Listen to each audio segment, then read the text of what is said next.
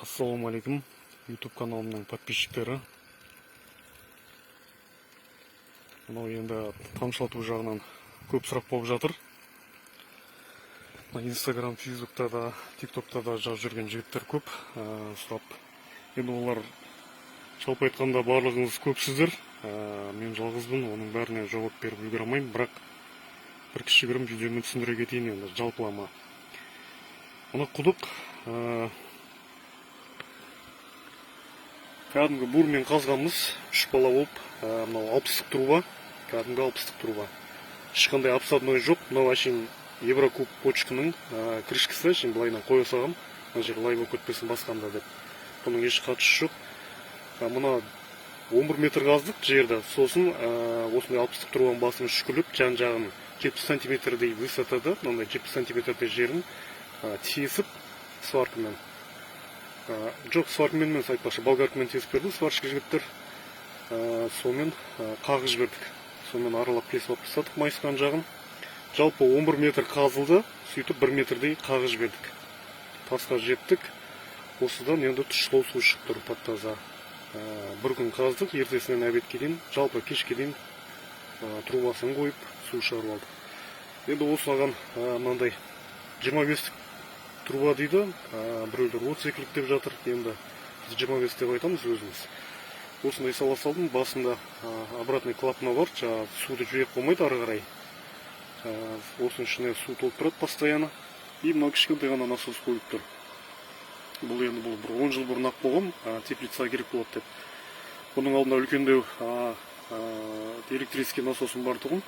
Оның мынандай жерде сальный кетіп қалды, қалаға барып істетіп келу керек болып тұр мастерлерге. Пока уақыт болмай тұр енді оған. Енді осы кішкене насосты қосып, мынандай краник қойып қоя салдым. Бұның негізі қойған себебім жай кешке таман алып қайтып жүрмін насосты, ұрлап кетпесін деп. Мына жерден нақтылап қала саламын да шланганы. Сол себепті осыны краник қоя салдым. Бұл бірақ не обязательно былайша айтқанда. Осы құдықтың несі. И бұл былай шығады да. Мына жерде бір 8 жыл болып қалды деймін, фильтрді алғанма. Білмеймін, нақты есімде жоқ.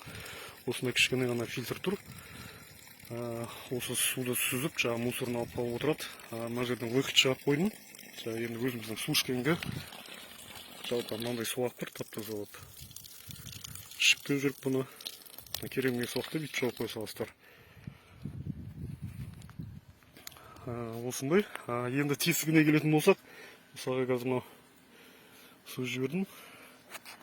Қанша су кетеді, әр түпке деп жатады, енді оны есептемейміз. Жалпы мынау әр тесіктен, егер насостың давлениесі жақсы шығып тұрса, жетіп тұрса суға, бір тесігі 1 литрде 600 грамм су тамады. Әр тесігіне, 1 сағатта. Енді ол қазір насосым кішкентай. Енді бір где-то 1 литрде 200 грамм или 300 граммның шамасына тамады деп жүрмін. Енді былай нақты есептеп көрген жоқпын, бірақ заводтан солай шығып келеді. Жазылып тұрады сыртында. И 10 сантиметрлік тесіктері. Бұл заводской тесік болады, ешқандай қолмен тесілмейді. Білмейтіндер болатса, сұрап жатыр. Бұны тесуге болмайды, өзінің заводской тесіктері болады. Осының ішіне микрофильтр болады. Өзі суды реттеп, жіберіп тұрады осылай тамшылардан.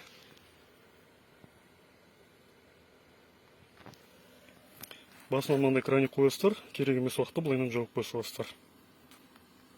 Енді мынаны кеше 2 сағаттан суғарып жатырмын. Бөліп, өйткені насосым кішкентай болғаннан кейін жалпылама су жетпейді барлығына.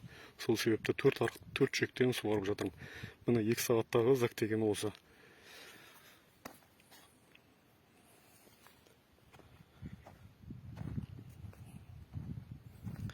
Тамшылатудың бір жақсы жері суды үнемдейді, онымен жердің қыртекстеріне қарамайды. Сосын өзіне қажетті, осы өсімдіктерге қажетті тыңайтқыштарын да бере аласыздар осымен. Жалпылама айта беретін болсақ, бұның плюстері көп. Мына қазір где-то бір 2 сағаттай болып қалды қосқанма, міне уже зәгі шығып, зәктеп кеткен қатты. 3-4 арықтан 3-4 жүктен суғарып жатырмын. Астым бәрі лай уже тоқылдап тұр. Суару уақытын айтатын болсақ, өткендерде күн салқын кезде 4-5 күнде бір аптада бір суарып жүрдім. Қазір енді бізде күн ыстық. Сол себепті күніне бір мезгіл или 2 күнде бір мезгіл суарып жүрмін. Ал суару уақыты жаңа айттым ғой, 2 сағаттай ғана су салам әр жекке.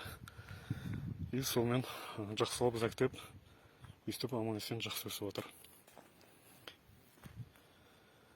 Осы жүйектердің арасында өткендегі видеода айттым, 1,5 метр. Ертең бұл әлі өседі. Сөйтіп мынау өсіп, осы жерге дейін келетін болады. Сонымен мына аяқтағысы мына бетке келеді, сонымен